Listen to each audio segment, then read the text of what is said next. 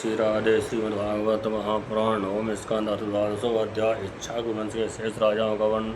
श्री सुखदेव जी कहते हैं, परीक्षित उसका पुत्र हुआ अतिथि उसका निषद, निषद का नव, नव का पुंडरीक और पुंडरीक का क्षेम, क्षेम धनवा, क्षेम धनवा का देव, देवानीक, देवानीक का अनीह, अनीह का पारयात्र, पारयात्र का वल स्थल और वल स्थल का पुत्र हुआ वज्रनाव। ये सूर्य का वंश है, वंश था। वज्रनाव के खड़ग, खड़ग के विधृत और विधृत से हिरण्यनाव की उत्पत्ति हुई। वह जैमिनी का शिष्य और योगाचार्य था। कौशल देशवासी याज्ञवल्क्य के ऋषि ने, कौशल देशवासी याज्ञवल्क्य ऋषि ने उसकी शिष्यता स्वीकार करके उसे अध्यात्म योग की शिक्षा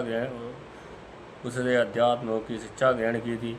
वह योग हृदय की 8 गांठ देने वाला तथा परम सिद्ध देने वाला है।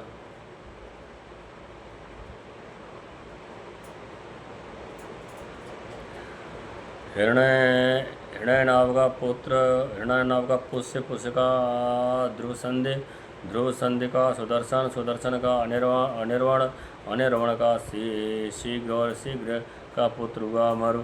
मरु ने योग साधना से सिद्ध होकर सिद्धि प्राप्त कर ली थी और वह इस समय भी कलाप नामक ग्राम में रहता है। कलयुग के अंत में सूर्यवंश के नष्ट हो जाने पर वह उसे फिर से न चलाएगा। कलाप नामक ग्राम में रहता है, अभी भी है। मरु ने योग साधना से सिद्ध प्राप्त कर ली थी और वह मरु से प्रसुस्त उससे संधि और संधि से अमर्षण का जन्म हुआ। अमर्षण का महास्वान और महास्वान का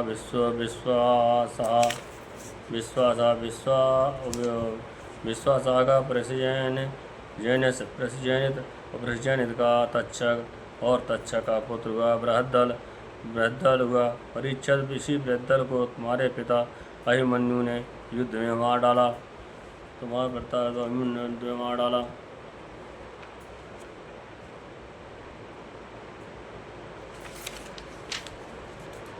परीक्षित इक्ष्वाकुवंश के इतने ही नरपद हो चुके हैं। अब आने वाले विषयों में सुनो। बृहद्दल का पुत्र होगा बृहद्रण, बृहद्रण का आरोक्य, उसका वत्सवृद्ध का प्रतिव्योम, प्रतिव्योम का भानु और भानु का पुत्र होगा सेनापति दिवाग, दिवाग का वीर सहदेव, सहदेव का बृहदस्व, बृहदस्व का भानुमान और भानुमान का प्रीताक्ष्व और प्रीताक्ष्व का पुत्र होगा सुप्रीत, सुप्रीत का मरुदेव, मरुदेव का सुनक्षत्र का पुष्कर, पुष्कर का अंतरिक्ष, अंतरिक्ष का सुतपा और उसका पुत्र होगा अमृतजित, अमृतजित से बृहदाज, बृहदाज से बहिर, बहिर से कृतजय, कृतजय से रणजय और उससे संजय होगा।